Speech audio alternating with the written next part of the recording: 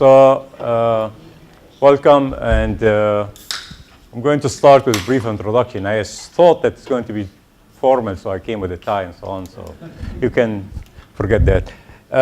So anyway, dear colleagues and friends, thank you for being here to celebrate the 10th anniversary of the establishment of SEAS. I'm Fawaz Habaz, those of you who don't know me. I'm the Executive Dean for Education Research at SEAS, and it's my pleasure really to participate in this event. The late John F. Kennedy once said, "We celebrate the past to awaken the future." And indeed, with this spirit, with this in mind, we celebrate the 10th anniversary of SEAS. It was 2007, the year when Apple introduced the iPhone, Amazon released the first Kindle, Google Maps introduced Street View, and Netflix started streaming content online. It was that year when Harvard SEAS was formally announced, and by destiny and by choice, we embarked to create modern engineering school. At the helm was our energetic dean, Venkatesh Narayanamurti, better known to all of us as Venki. Venki is the Benjamin Pierce Research Professor of Technology and Public Policy, with appointment both here at SEAS and the Harvard Kennedy School. He was, of course, our founding dean when SEAS was established in 2007. In fact, he was the driving force behind the building of the school. Venki brought to his deanship a distinguished record as a scientist, National Labs Administrator, academician, and public intellectual. For nearly 2 decades, he worked at the legendary Bell Labs, where he served in many roles, including Director of Solid-State Electronics Research Laboratory. He later was Vice President of Research and Exploratory Technology at Sandia National Laboratory for 5 years before becoming the Dean of the College of Engineering at the University of California in Santa Barbara. He left UCSB in 1998 to come to Harvard. That year, he told a Harvard Magazine interviewer, his goal was, and I quote, "build a small and absolutely preeminent school of engineering in a liberal art environment." Venki started us on this journey, and he was instrumental in helping achieve many important milestones. He recruited an impressive cadre of amazing faculty, secured new research funding, expanded collaboration between SEAS and other parts of Harvard, and helped build the academic and administrative infrastructure necessary for the new school. I recall with excitement the tremendous anticipation when we gathered under the tent in front of Pierce Hall on that autumn day of September 20th, 2007, to hear the formal launching of SEAS. With tremendous eagerness to succeed, our Dean Venki, the faculty, and the administrators pushed the boundaries with such entrepreneurial spirit. But the most optimistic of us underestimated the speed that SEAS can move forward and the success of the new culture. Since then, SEAS has experienced explosive growth, especially among our undergrads. The number of concentrators has tripled, and the enrollment has soared among non-concentrators through a curriculum that enriches liberal art education and shapes the human experience. Venki's legacy is a vision of action and service to Harvard based on perseverance, courage, excellence, and belief in the need to offer our students new dimensions of technical competence that enables liberal arts education to excel in the digital age. Along the way, he has remained a strong advocate for sensible national science policy through leadership roles in the national academies, frequent testimonies before the Congress, and sheer force of personalities. Most recently, he co-authored an important book on the role of research in our society called Cycle of Innovation and Discovery, Rethinking the Endless Frontier. Perhaps above all, Venki has been an eloquent and passionate champion of the role of engineering in society. I would like to invite him to speak about this topic. Welcome, Venki.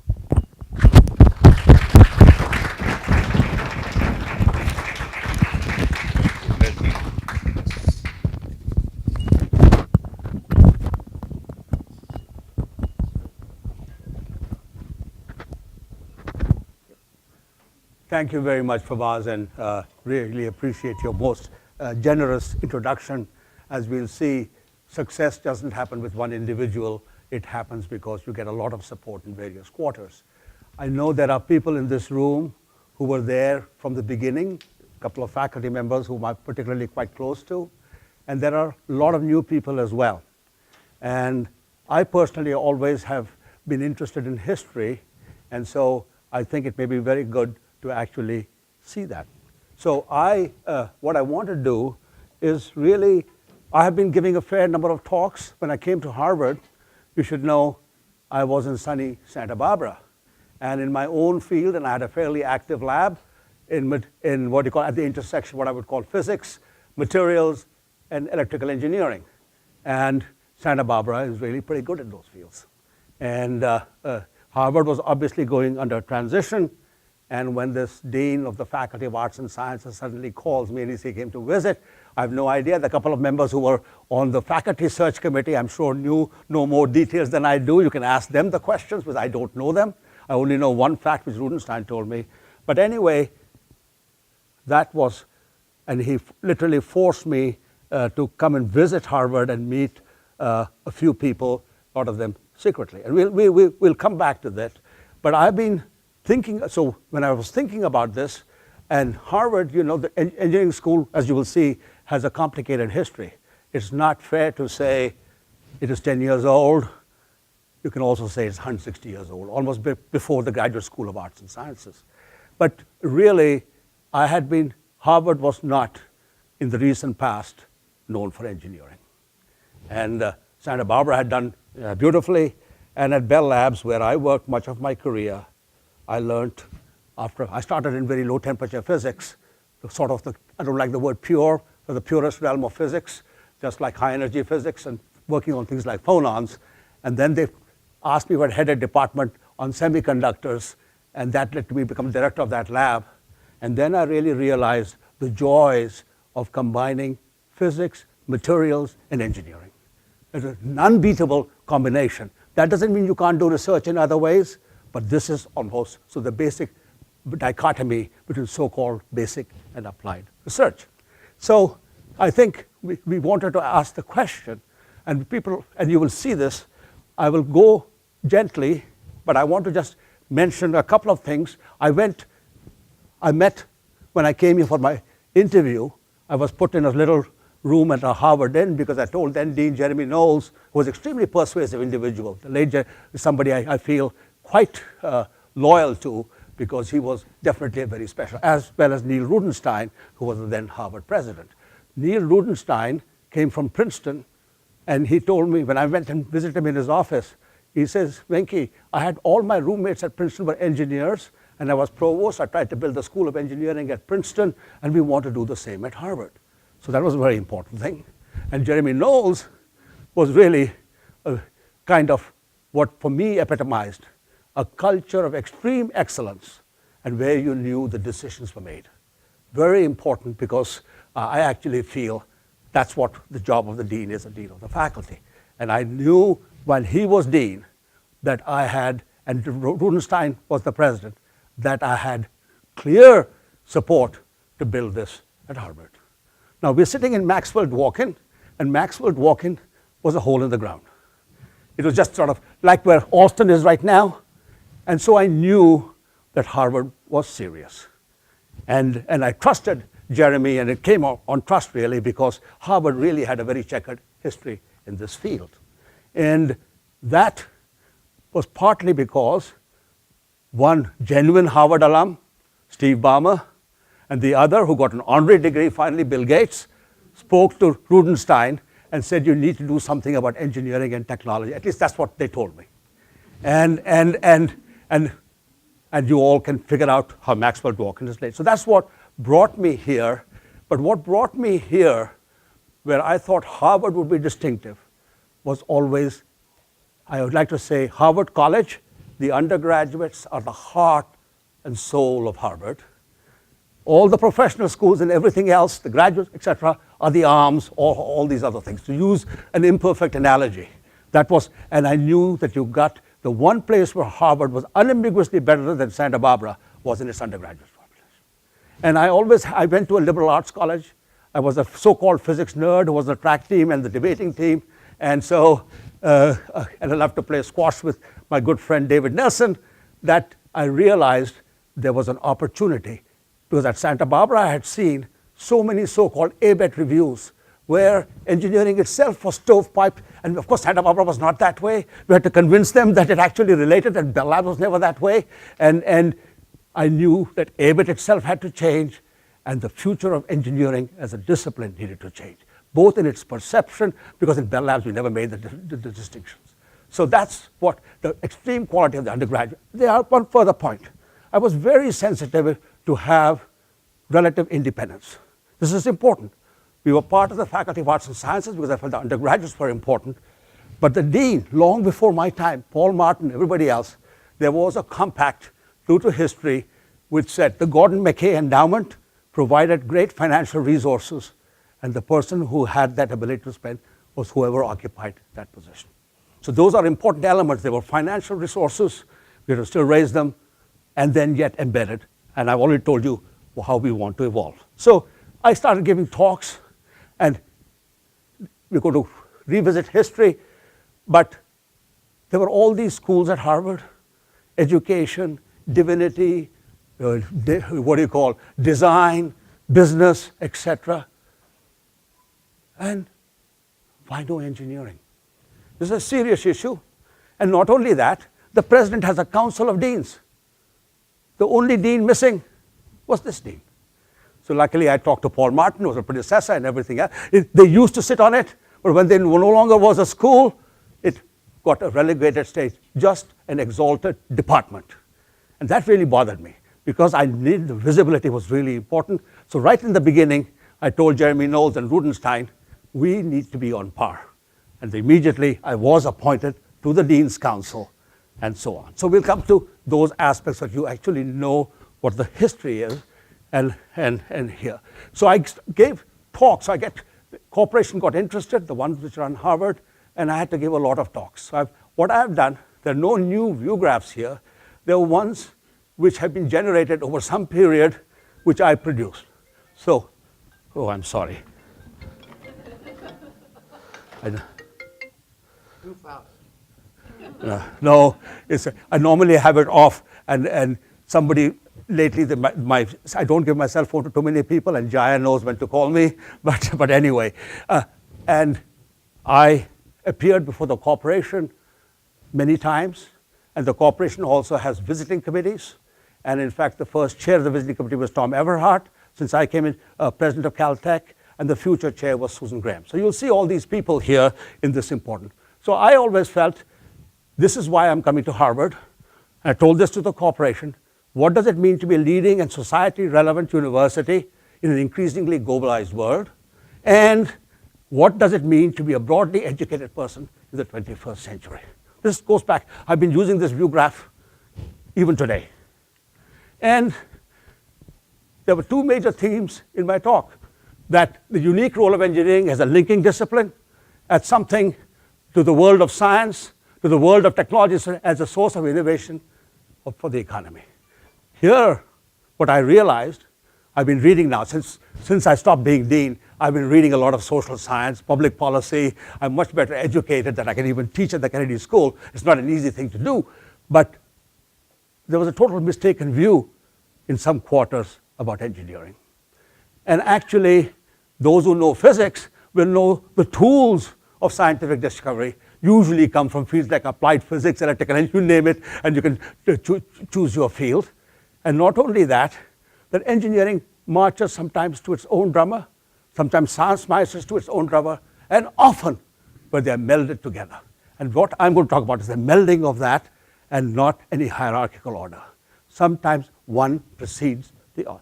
So there was a mistaken view, especially in Europe, which is where we have our origins, that somehow engineering was applied. God forbid, we have a business school and design school, and then we suddenly say, which is much more applied. I just never understood the logic. That's why I fought so hard.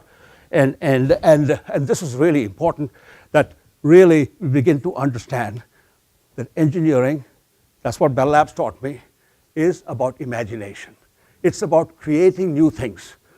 Physics is about understanding nature, and engineering is about creating new things which did not previously exist in nature. And one comes out of the mind and one goes into the mind. So that's the way I describe it. And Neil Armstrong had this quotation, science is about what is, and engineering is about what will be, because it is about creation. Bell Labs, the one thing I learned from by writing this book, which Fawaz talked about, the leaders of Bell Labs would always say, ask not what you know, ask what you don't know. And that was the essence. So we were always looking for people who would create new things, they would build new instruments, etc., and also realize that understanding was important. It was that combination which made Bell Labs the place it was. So that's the point. And it was not. And in 2007, as Fawaz mentioned, through a whole lot of machinations with the Faculty of Arts and Sciences, visiting committees, which you will see, we had a launch of the School of Engineering. And at that time, and Eliza Grinnell is about the only one from our publicity department, Michael Rutter, and she, as well as Ambud Sagar, who's now professor at IIT Delhi, and a few of the staff there, really helped me in this process. And Michael convinced me to hire an outside person to actually make a video by interviewing various people, and you will see some of that. But when I discussed this with Michael, we said, Pish, what should we call it? And should we call it an inaugural? We said, that sounds too presidential. Shall we call it a creator? We said, that's not proper. Harvard, after all, is the place of tradition, and we know we have the Lawrence Scientific School. And so we said, to acknowledge Harvard's history, we'll call it a celebration, and that engineering and applied sciences will now take on a new character, literally carved in stone, which you cannot take out of here, as the launching of a new engineering school for the 21st century. So that was the vision. And there was a program. I have the records of it somewhere. I couldn't find them, I know, and you must have them. It's all recorded. And there was right in front of Pierce Hall, there were, talks by Thomas Everard, Susan Graham, President Frauss, and actually a wonderful humorous benediction by Peter Gomes, who was then, some of you might remember, he's no more. He used to really enliven staid FAS faculty meetings because he would ask some really penetrating questions to the dean or the president. So that was the thing.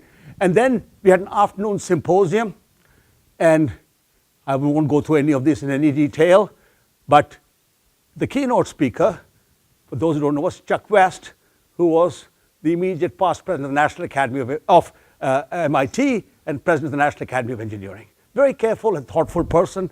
And he says, Venki, I want to use this first sentence, would it be okay? I said, fine. So he said, Harvard is a place of tradition. The creation of this school is their recognition of the importance of technology to society. And I know Harvard, just like Winston Churchill said, will eventually do the right thing. And I wanted to dig out exactly, have it spoken. That's what he said, and he was very careful. So let's see what. So we had dinner, and at that dinner we had a video which was played, which Michael Rutter hired an outside person to interview. And you will not see all of it. It is a 12-minute video, but I'm going to show you 3 clips, which is the essence. But you must wait till the end to see the credits, because then you know who all were important on the administrative side. It's important.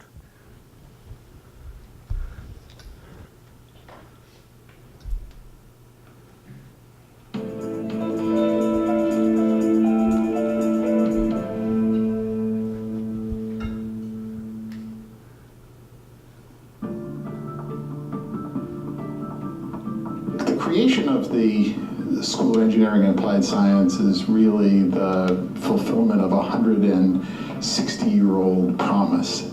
So in 1847, Abbott Lawrence, who was a Boston gentleman who'd made a fortune in railroads, decided that Harvard had wonderful schools of theology and medicine, but it didn't have anything for practical people who were going to impact the world through the application of science.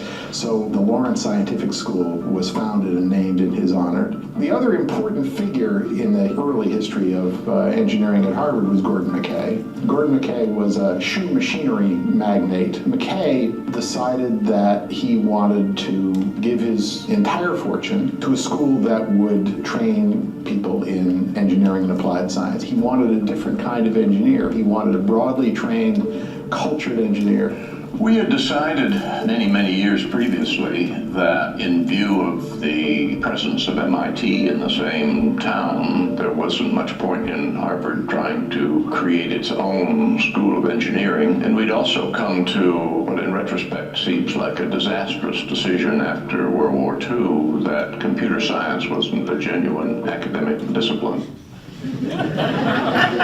You are sitting in this room, Maxwell Dworkin, Gates and Balmer, Grace Murray Hopper, who wrote the original COBOL program. We have to wonder, especially in 1954, when already World War II had happened and Turing machines had been developed properly and saved us in the war. So you really have to wonder about our priorities. And I think it's kind of ironic. Derek Bok was the president who made that statement. I only got to know him in 2006 and 2000 because he came back as Harvard's president, and he actually was the president but was formally approved by the corporation. So we did. He also came full circle. So I did this because this history is really important. It is, to me, really important. And when I stepped down as dean in 2008, there were really a lot of kind people here, FAS and throughout Harvard.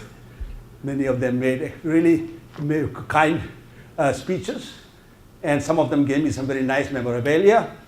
There are three which graced my office. I didn't bring all three of them. One was the original bequest and the reporting to the New York Daily Tribune by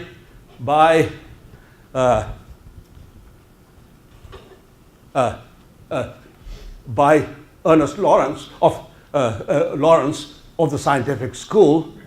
This is the building. Laura Fisher, who is a really wonderful dean for faculty development, the Faculty of Arts and Sciences, was actually found it in some antique place in Beacon Hill, and bought it and gave it to me because she thought it would resonate with me. And it does. It sits at prime place in my office. The second was given to me by former Harvard College Dean Harry Lewis. There are three historians of the division, formerly the division, who knew a lot of the history. Fred Abernathy, Harry Lewis, who had been here since an undergraduate, and Martha Mooney, who was my assistant for a while. Anyway, so she, and of course was here all throughout my deanship. She always knew the history. So I thought I would read what the New York Daily Tribune wrote, because it says something about the thinking. It doesn't even show up properly. So it read that the Lawrence Scientific School, the following was part of the corporation of the University of Harvard on commencement day, when Honorable Abbott Lawrence of Boston has presented the sum of $50,000 to the president and fellows of Harvard College as an endowment of the scientific school in the university and for the foundation of professorships of geology and engineering. In the same, it is therefore unanimously voted by the president and fellows in token of their gratitude for this munificent donation and in perpetual commemoration of the same, that the scientific school has henceforth known and designated as the Lawrence Scientific School in the University of Cambridge. I thought it was really kind of brilliant. The buildings necessary for the completion of the donors' liberal intentions, we understand, are already in process of construction and will soon be finished under the superintendence of Mr. Lawrence himself. If his generosity fails not of the object, i.e., if the persons subject to carry out his views for the scientific education of the rising generation are qualified for their trust, his magnificent foundation will be of the greatest service to the interests of the Republic, science, and humanity. For himself, he has erected a monument more durable than brass or marble. So that tells you the Harvard language, it still brings me some goosebumps. And as you saw, I didn't quite read it as fluently as I should have. So, but nevertheless, that was what Harry Lewis gave me, and my good, and one of my very good hires, Mariah Freeman, actually gave me a big portrait of Pierce Hall. So I think, and those three hang in my office. I still need an updated one of Maxwell Dworkin because I'm kind of emotionally attached even to this because this was the building I knew Howard was serious about.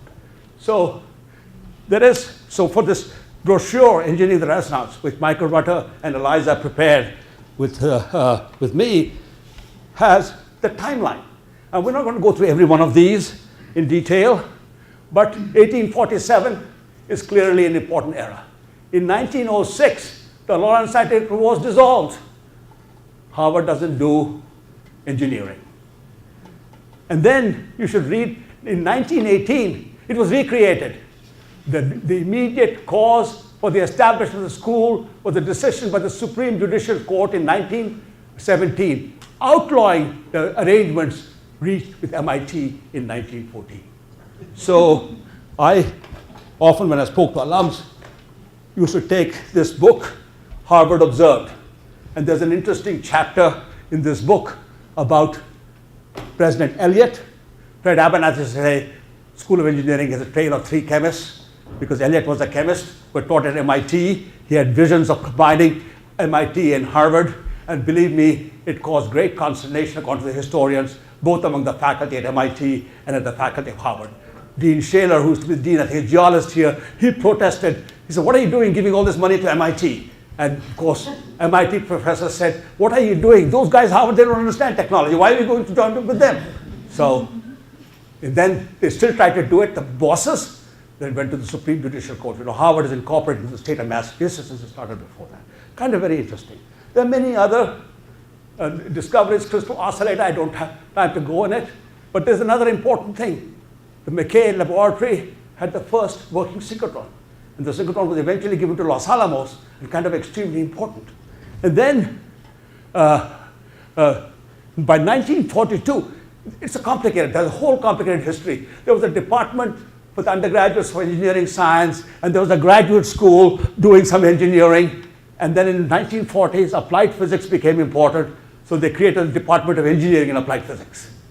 So this is all, that's what in some senses even I knew. And then really in this date is slightly amorphous. I like to call it 1947 because it's 100 years of Lawrence School. But in that period, when Vannevar Bush chaired a committee of the overseers, the president of Harvard was James B. Conant, another chemist, as Fred Abernathy would say, and they said, oh, and Vannevar Bush's degrees were in electrical engineering. He was dean of engineering at MIT. Oh, we don't do engineering, the future's in physics, and et cetera, et cetera. And it folded into the Faculty of Arts and Sciences, and eventually it became the Division of Engineering and Applied Physics at that time. And the first dean who took that over, I think in very early 1951, was John Van Vleck. And then it's interesting, in 1952, NMR was invented or discovered by Bloemberger, Purcell and Powell here, and by Felix Bloch at Stanford. 45, but I think the Nobel Prize came in 52 or something. Anyway, so Bloemberger, the reason I mention it is, it was an important argument I had to make with President Summers about how NMR evolved. Because NMR to MRI, and the other reason I want to mention it today is because yesterday we got the sad news that Nico Bloembergen passed away. He was 97 years old, clearly a very distinguished member of both this faculty and the physics faculty, who eventually became what is called a university professor, and won Nobel Prize for something entirely different, because this Nobel Prize was won by Purcell and Bloch.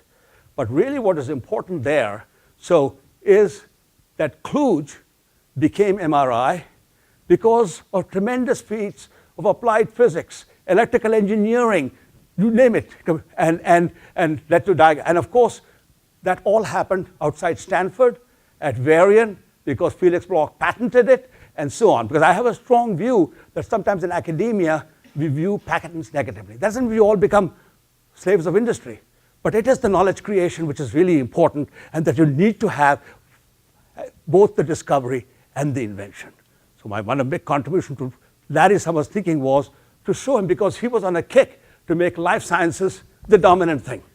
And I had to tell him, if I look at my friends here on the right, that applied physics, applied mathematics, computer science, electrical engineering will all be important for the future of biology, physics biology, and MIT will win all the Nobel Prizes, not Harvard. And literally I use these arguments with the corporation and the village. So that's why I mention it, and I also wanted to just remind everybody we ought to remember Bloomberg today. So then we won't go through things. I, of course, the division went through other name changes, and we now want to really think about how that came about. So the dates, which are the visiting committee, was chaired first by Tom Everhart, and in 2000 I made 2 points to them. And I thought it was an extremely good visiting committee. It had Mac Beasley, it had Bob Brown, provost of MIT, and so on, people who knew both physics, engineering, and the evolutionary fields, computer science, etc. Susan Graham was on it. And I said, I gave them a progress report. They were all eyes were there because it was a visible appointment of changing DEAS, at least, and making engineering more prominent. And I said the visibility was a huge thing. When I first came to Harvard and looked to tenure a few people in computer science, or appoint a few people in computer science at the junior faculty level, or ask for that thing, I would get really nasty letters. You didn't tell me so many so-and-so, so-and-so, and so-and-so. Why should we recommend anybody to you? It was really, really hurtful to me that that was the case. I had nothing to do with it, first of all, and secondly, it was totally misunderstood in the recent past. And in fact, one of the very important commitments which Neil Rudenstein made to me, because as you know, tenure, etc., is given only by the president of Harvard. The deans have a lot of authority. And I told them, we can never build computer science or EE or unless we really build with a lot of young people. That's what Bell Labs taught me. These fields are evolving and changing, and they assured me that if I built in good candidates, that they would try to change the Harvard culture. I think this is important, and I think if I look again at fields, because engineering, not only because of applied physics and electrical engineering, which have common roots actually, changed a lot. At Santa Barbara, I had a wonderful department of chemical engineering, really first-rate people, and where what people in physics side would call soft condensed matter physics, chemistry and chemical engineering were merging. And when I looked at the division, I noticed, because of our past, we had strong roots in applied physics and in applied mathematics, and very nascent in theoretical computer science with people like Michael Rabin and all, but most of the other sides were missing. My predecessor, Paul Martin, had started building up systems computer science with the hiring of H.T. Kung, but really it was still in its early stage, and we still didn't have a record of tenuring a lot of people. But the support, and I knew, and the one great characteristic of both of those leaders were they did not micromanage this organization. I knew when to consult them, and they said they have their endowment, that this is the way it should be done, and we trust him. And I made sure if there was something we were doing. So I really feel this is important as to where authorities lie and where resources lie. This was extremely important to me personally, and what was really nice for me was these two backed me up solidly. And I don't think I let them down either. So that's kind of, because this is important in our history with the Faculty of Arts and Sciences, etc. So I appointed, so the visiting committee got convinced. I said we needed the visibility, because otherwise does Harvard do engineering? And second, I also knew we needed the right scale. So the hiring a lot of faculty was still important, and we'll come back to that point. So the visiting committee in 2002 recommended that at least for visibility purposes, the thing be changed to a school.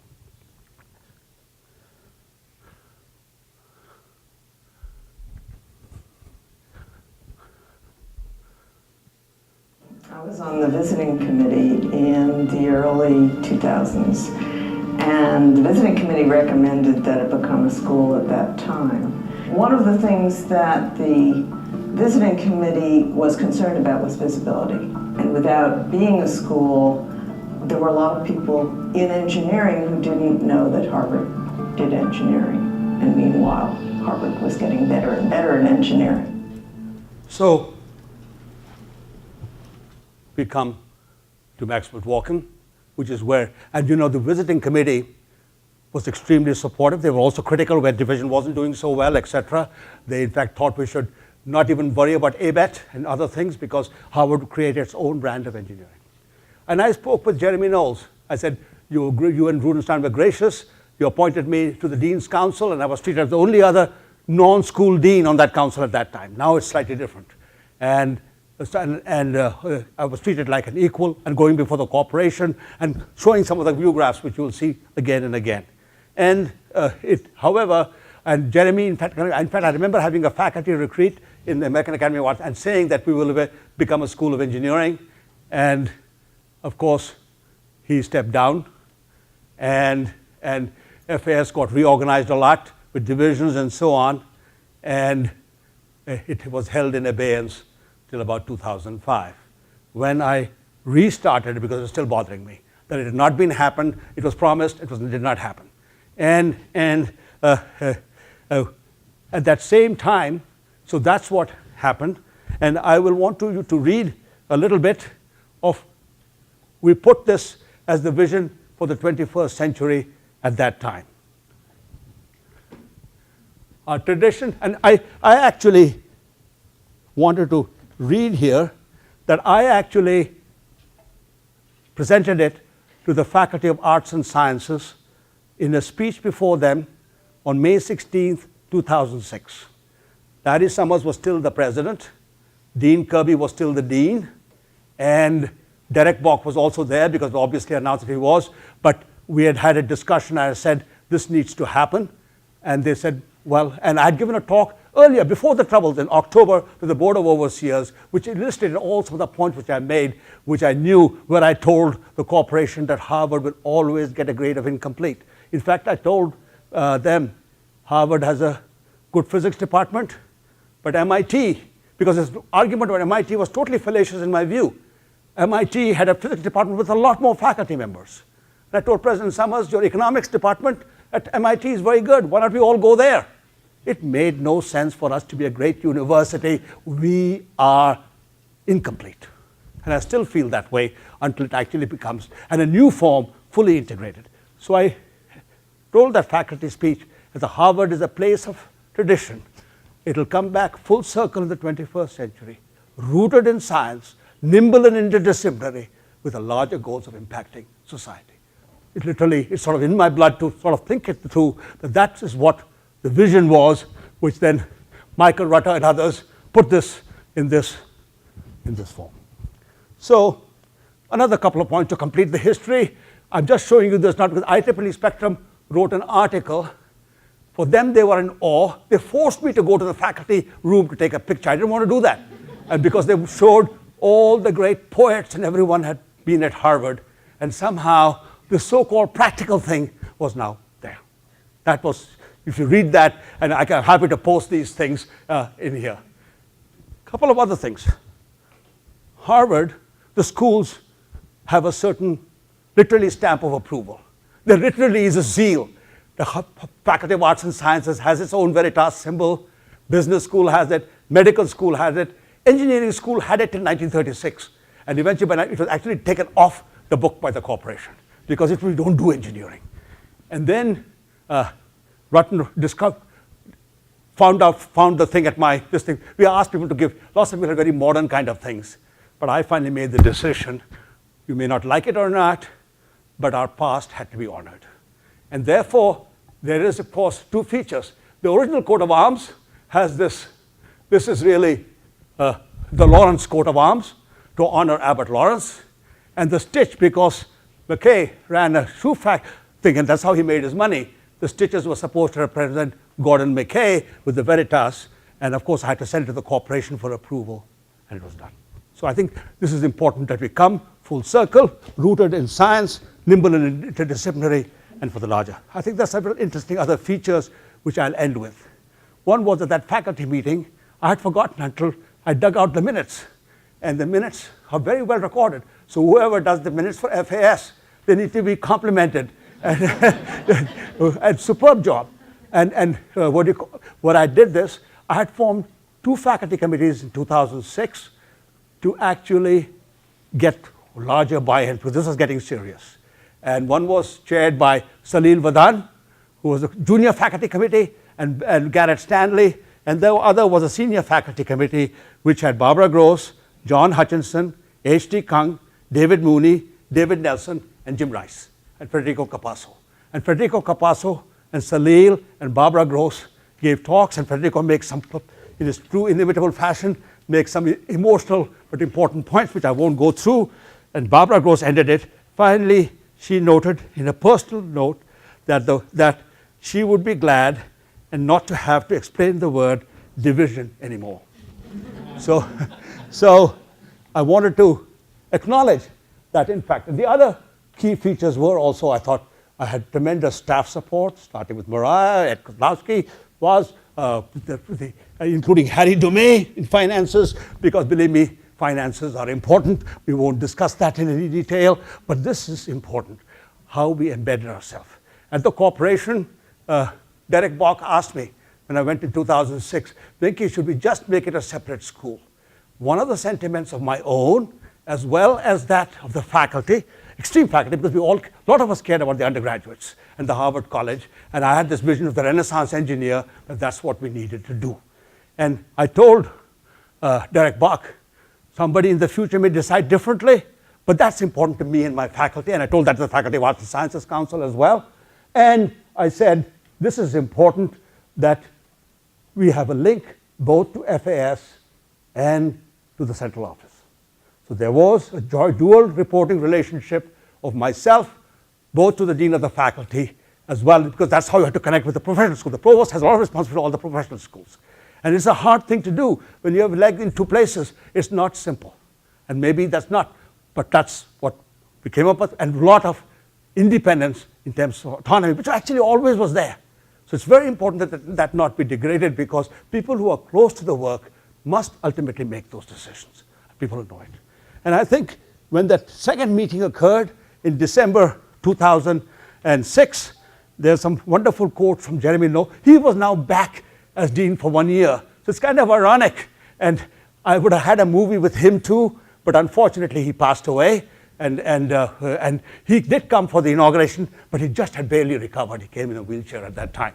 And anyway, he said, the president asked him, what was the vote of the faculty? I met with 37 FAS departments at length, with earth and planetary sciences, with physics, with astronomy, etc. And we're not abandoning all of them. And then President Bach asked Dean Knowles for the vote of the faculty council. Dean Knowles replied that the council had voted 14 in favor, none opposed, 1 abstaining, with 3 absent. And then in the end, after some questions and answers, I had already given a short speech, Dean Knowles had noted that unlike a simple name change for a department, a formal category change should go respectfully to the corporation, and the faculty would proceed accordingly. The dean, that is the FAS faculty, the dean was tolerably certain that the members of the corporation would look favorably upon the recommendation, having himself discussed the matter with them on 2 occasions in the recent past. And then the seal happened. I will end here, and maybe we can have a little discussion, but I want to end, even though I had other view graphs and what I teach. This was the vision which I would show our alumni. It's because there are things here which clearly was what me and the faculty had debated. This is a 2007 or 2008 view graph, which I found in my files, and shows the kind of connections. And now that I have spent time at the Kennedy School, I spent a semester in the business school, I also know how they operate. The coins in that realm are very different from here. It really is more practical stuff. And the main degrees are master's degrees. We value PhD degrees a lot, but actually engineering, again, needs interfaces at the right levels. So I think recent construction, they're not going to be easy, because if you want to do that full spectrum, then that how that evolves is really important, and I think that has been happening in some ways. There are lessons to be learned because I've actually taught there, and now I know how that works. So I want to end by this little ending. That 12-minute video has been reduced to...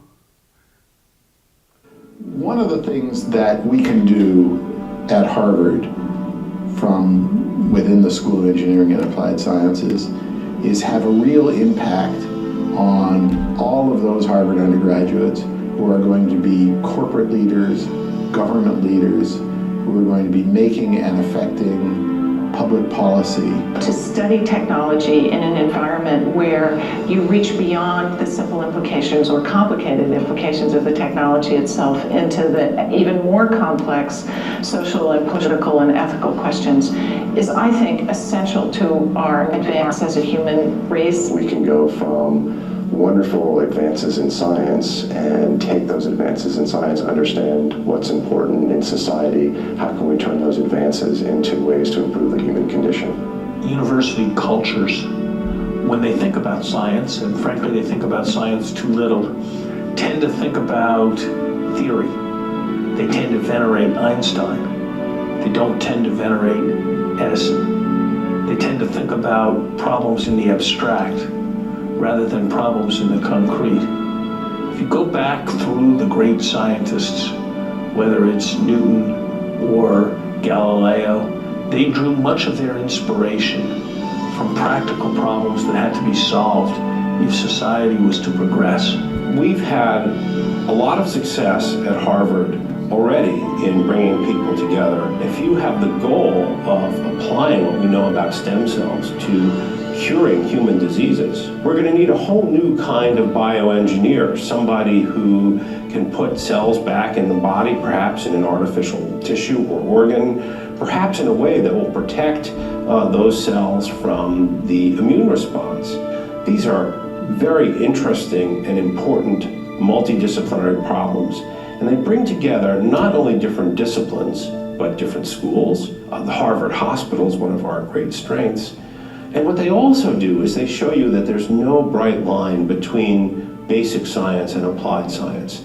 I think the transformation into the school, first of all, is heavily symbolic, and the importance of the symbolism should not be underestimated. So it gives us some visibility in the outside, and people are more likely to think of Harvard as a place to come to do engineering. Having an engineering school is absolutely critical to any vision of a successful Harvard in the 21st century. I think being a school is going to help a lot in getting people to look at Harvard. It's going to make it possible for us to grow. Plans are to expand the faculty, and that will enable us to have more specialization, but also more breadth, and to both strengthen areas within the school, but to reach out and make connections to other schools as well. I really do think that the creation of the School of Engineering and Applied Sciences is really exactly what both Lawrence and McKay had in mind.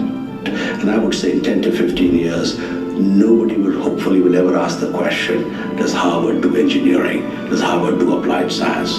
That they will realize that these are so important for the future of Harvard and for academic disciplines in general, that this will become an accepted fact. You want to see the credits here?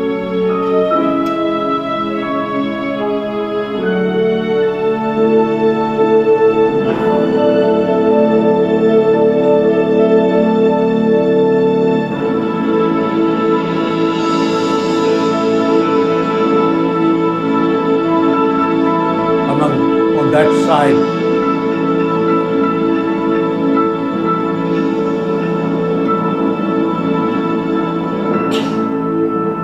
The one missing is Jeremy Knowles, and if you look, I can always share the full video, or Eliza will send it to you.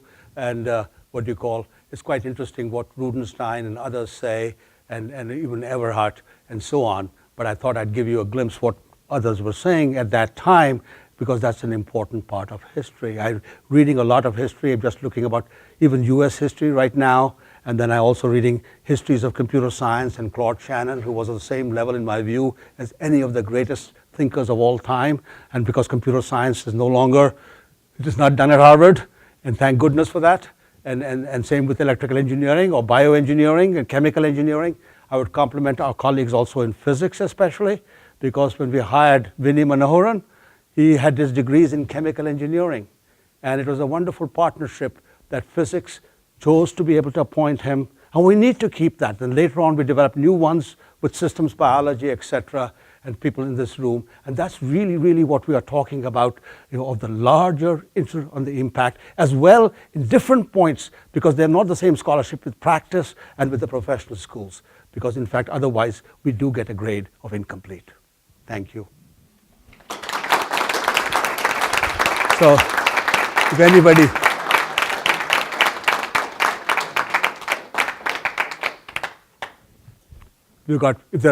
either we just celebrate with having lunch and more power to the school. If somebody has some question which they want to ask, which is burning, or when I'm here, my door is always open, though I'm quietly working instead of wandering the halls, which I always did. I actually miss that. I used to always wander the halls and chat with everybody, and that's something I have to start doing again, but I've sort of become enjoying my professoriate and just trying to write. I hate to admit it, but that's actually true. And I'm far from the dean's office.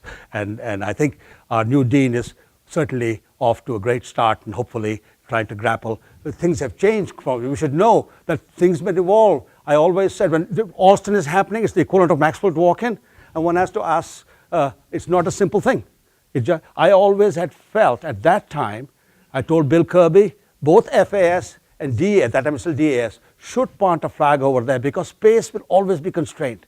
That only thing I know about science and engineering, they'll keep changing. And that time there's a big push with life sciences. The idea was that new fields of bioengineering, along with systems biology and stem cell, which would make, and also close to the hospitals, which makes sense. But of course, the best laid plans of man and mice were thrown asunder, and now it's on to, but I think for the very long term, and it's always hard, and when you change, I had to move labs 3 times, I lost some things, and some new things happen. So I think if you think about the future, that's up to the young people, the younger Salil Vadhans in this room, and those people, because fields will evolve and make Harvard great. I don't know, those who were here at that time, if they have any other thoughts, or for all the new and young people in this room, Questions and thoughts? I was a graduate in 1956, back in the dark ages, news program. And I want to tell you, the evolution is just mind-boggling to me. I mean, we were a small cadre of concentrators, none of whom went into, almost no exception, none of whom went into any sort of technical field. During my time, the graduate education grew significantly, but at the undergraduate it was still at the low end. And we always knew with the visit, it really has changed. And one of the things which the school faces and the Dean Doyle will face and his successors is what is the appropriate size? What should be the total level? And he and I were discussing, maybe we don't want to grow the concentration more than 20%. We don't know what the right number is, but it can't be all because the whole so that's because there's also the quality. I told the council that there are 2 issues which are really important in my mind: the visibility and scale. We didn't want I've gone from big institutions to smaller and smaller, from Sandia to Santa Barbara and Santa Barbara to Harvard. From 120 faculty, I went to 50. And I don't smoke pot. So, because there's something issue about this issue of the size. Caltech was a reasonable size, different kind of institution. And I told the president, including Dean Kirby and others, roughly 100 faculty, I know I can be in touch with all the faculty. It may not true for everybody. I really felt the dean's job, the 2, that's the faculty and the students, the chicken and egg problem. And you've got to be in touch. It cannot be left to anybody else. And I said, therefore, the scale is important. And Caltech was roughly the right side. And with just no department boundaries, that was agreed, etc. And there will be 1 faculty, even under Paul Martin's time, there were 3 or 4 areas. And now Dean Doyle is trying to actually do that. It's not a simple thing because we go everywhere. Am I physics? Am I materials? Am I electrical engineering? Is Franz Papen mechanics? Is he material science? Is he applied physics? He's all of the above. But nevertheless, you still need some kind of thing of structure. It's complicated. It's true even in the Kennedy School because but nevertheless, I think a future very important consideration is the size both of the faculty and its students, because that's huge. I'll make a comment about that. One of your favorite sayings is that managing the faculty is like herding cats. Yes. But your way of doing that is to become a cat among the cats. Yes, that's, of course, really, that's the whole point. I mean, that's what actually Bell Labs taught you. It takes a lot. The first duty when you are dean or head of is, of course, the people in the thing. It has to be, because that's what is your, but you have to understand what they do. You may not know the details in every detail. That's why I mean, and administration is very important. It starts even with the dean, including people like Fawaz or anybody else. The job was to actually make the work of the faculty and the students as seamless as possible. Not to add bureaucracy in the way, but to actually facilitate. That doesn't mean you break all the rules. I never got into trouble at Sandy, and believe me, DOE is, lots of other labs got into trouble. So you don't break the rules, but your job is to support. I visited Janelia Farms. Their people who have gone from Harvard and from Berkeley say that's operating like Bell Labs did. The staff know, and they're excellent staff. They're really important. You should know, I am not a rich person. The only award I named was for staff. So they're important, but the job is support and service to the students and the faculty. That has to be paramount. The rules have to be adjusted. You don't do anything illegal, but you adapt it and make the work succeed. That was the mantra of Bell Labs. And the leader has to be still technically close so that he or she has an issue, what the problems are with teaching a class, what's the problem with getting funds, because you get rejected so many times, and you just don't assume that you're going to. So all of these things become really important to be current. There are so many of these features that's there. Maybe it's impossible today because jobs have got so complicated, but that's why it's important that the quality and that culture of excellence. Jeremy Knowles certainly exemplified that culture of extreme excellence, in my view. Maybe I could just say one thing that struck me in your beautiful presentation as a kind of cautionary note. In that newspaper article that you read to us, I believe when the school was first founded, the Lawrence School, it was supposedly founded in perpetuity. And yet, that did not stop the overseers of the corporation from shutting it down in 1911. And so perhaps, thanks to your work, we have greater hopes of perpetuity, but I think constant vigilance is in order. That's absolutely right. The only two people in that Harry Lewis had it right, and others that actually only reason we kept was also because the Gordon McCain endowment. And that was extremely important. And my predecessor started building up computer science after our fiasco of the 50s and 60s, started it, and I, of course, then further developed it. And then I added the chemical engineering and bioengineering thrust before I could raise all the chairs. So this is extremely important. Who manages it? Because one thing I've sadly learned about universities, it is too much about the money instead of realizing that we're going to build something which is important for the future. When Harvard Center puts that kind of, at least I had that feeling with Jeremy Knowles and Rudenstein, at least they would back me. And that's really important. That really, really is important. I can't overemphasize that. And so we could very well lose. We already, I think, and so on, something's happened with the financial crisis, and so on, but it is really important. In fact, there are things which I would want to think about because what the naming of the school should have been, because really the people who were the original benefactors were those two. And David is absolutely right. We need to, if you really believe in that, we must do the right. So maybe Chuck West was right, that eventually Harvard does the right thing. And I have great regard for Chuck West. He's no more either. Yes? So, looking a little bit from the perspective, can you talk a little bit about the perspective of the other parts of the school? I mean, we've now gone up to 20% of the undergrads. Yes. That has come from other places. But, so that's clearly one effect, that if you're in humanities or social science, there's been a change coming our direction. Has there been any other effects that we have that they've seen because of us? Which what? The other parts, humanities, social science, the arts, have they changed because of us? Oh, I think that's actually true. Actually, if you look at a separate other issue which I worry, I have begun to realize after writing this book and also working on the social science, how important culture is. This includes cultures of organization. So the Seas had a culture, Santa Barbara had a culture, where we're out there to help each other, where there are issues of mentoring, etc. So those cultural aspects are really, really quite important in the success of the organization. So I think the dean's job is to maintain that culture. Now, the Harvard culture also had to change. It was impossible to do too many joint appointments, excepting with physics, because of various aspects. And even there, we had to make sure, it's very good to have, David Nelson has left, appointing a chemical engineer to the physics faculty, much harder. And that had happened, just a degree because of people on Harvard. And some of that culture still has to change.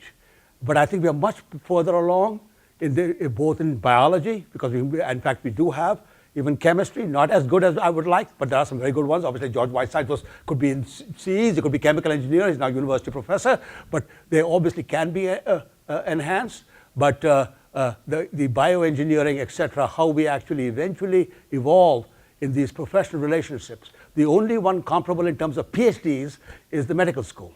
The business school, the Kennedy School, they're all much more professional education. Medical school also has professional education, but that's different, but they're strong in research. So this balance will have to be worried about, but the biggest change which happened here were computer science, EE, and actually chemical engineering, which was then led to bioengineering, and which I think will be this merger there. So I think we're just beginning to see it. The Wyss Institute, whatever bit, as best I can see from a distance, is doing some very good work.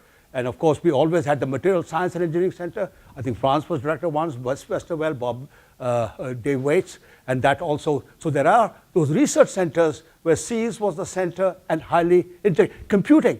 We really need computing, and society is intimately related. Cybersecurity, privacy, etc. We need to move much further on it. We started it. It was the view for computer science when I had Michael Rabin as chair to have a strong outreach component. But it takes a while because the yardstick for evaluation and how we value had to change, but it needs to happen because computing and the use of computing technologies are going to be so ubiquitous, we can't just say it's just done by some applied people. We need to understand issues. And so culture, social science, statistics, all of them being important. Social scientists now think they can do data, and therefore everything is accurate. The economists very often thought they can predict things. They assume all decisions are rational, but that's not true.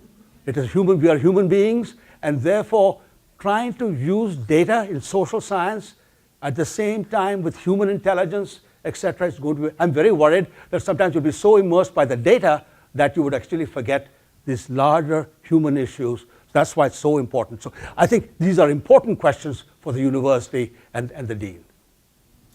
Okay, with that, I have to say thank you to Venki, and I want to remind him of something he used to tell me, don't forget your friend. Yes. He never forgets. No, right. Thank you. Thank you.